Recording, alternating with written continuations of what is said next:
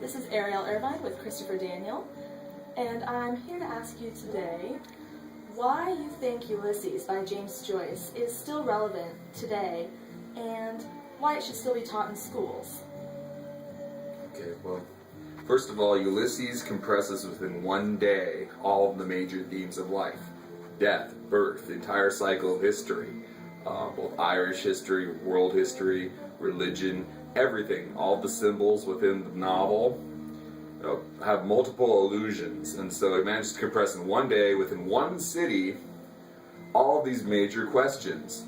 And it does it in different points of view. He uses different styles, and you've got straight narrative, you have stream of consciousness, you have dramatic form.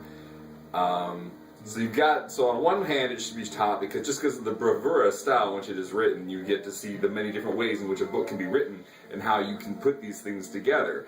And particularly in a digital world in which we use many different styles, we run across many different styles online, that helps. And two, Joyce uses allusions to things without telling us exactly what they are. It's like hypertext before there was hypertext.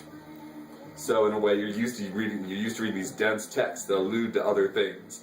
It shows us that the world is bigger than we think it is.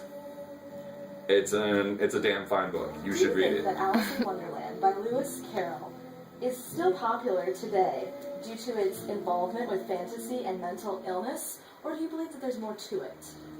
I don't think the fantasy carries over more than the mental illness. Mental illness may be part of it.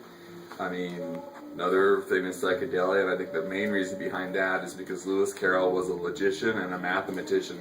The book is basically linguistic formulations of different paradoxes in logic and math expressed in narrative. And so in that way it's multi-interpretive, but it also presents to the reader the problems of meaning and the problems of making meaning. And in the end, I mean, when Alice faces the queen and she realizes you're just a deck of cards, she basically says something fundamental about language. As important as we think it is, and as important as it rules and tells us what to do, it's just language, it's just thoughts. And so yes, in terms of, for instance, much mental illness is a problem, like schizophrenia is a problem with making logical distinctions. It's often been termed a linguistic disease, or different associations with words create problems. Psychedelics dug it because it had all these fascinating illusions, and like I said, the imagery is very fantastic. So I think one, its primary appeal is its logical illogic, and two, the fantastic nature of it keeps you reading it. So, and it will go on and on and on. And definitely you should read that instead of watching the movie. Do you think Virginia Woolf's stream of consciousness is too difficult for students today to comprehend? Well, the first thing I'm going to say is, I don't care. But secondly, I will tell you why. One, language is complicated. I mean, these kids don't want to read this sort of thing when they can read technical manuals. But we're not helping them. We want them to be smart readers. We want them to be thoughtful readers.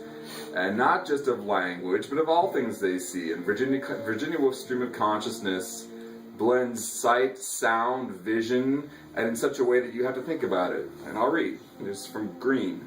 The pointed fingers of glass hang downwards. The light slides down the glass and drops a pool of green. All day long the 10 fingers of the luster drop green upon the marble. The feathers of parakeets, their harsh cries. Sharp blades of palm trees, green too. Green needles glittering in the sun, but the hard glass drips onto the marble. The pools hover above the desert sand. The camels lunch through them. The pools settle on the marble, rushes edge them. I mean, listen to the flow of consonants and vowels. I mean, it's evocative. Whether you even know what it means at first, it draws you in, you think about it, it raises images in your head, you start to think. It's a lot like a painting. And not just paintings you find in museums. You will go online and see things like this. You will go online and see language like this. And if you don't want to, then what can I say, kid? Go to trade school. And I would just like to thank you, Christopher Daniel, for helping us out today and just for your time in general. Well, thank you. You're welcome.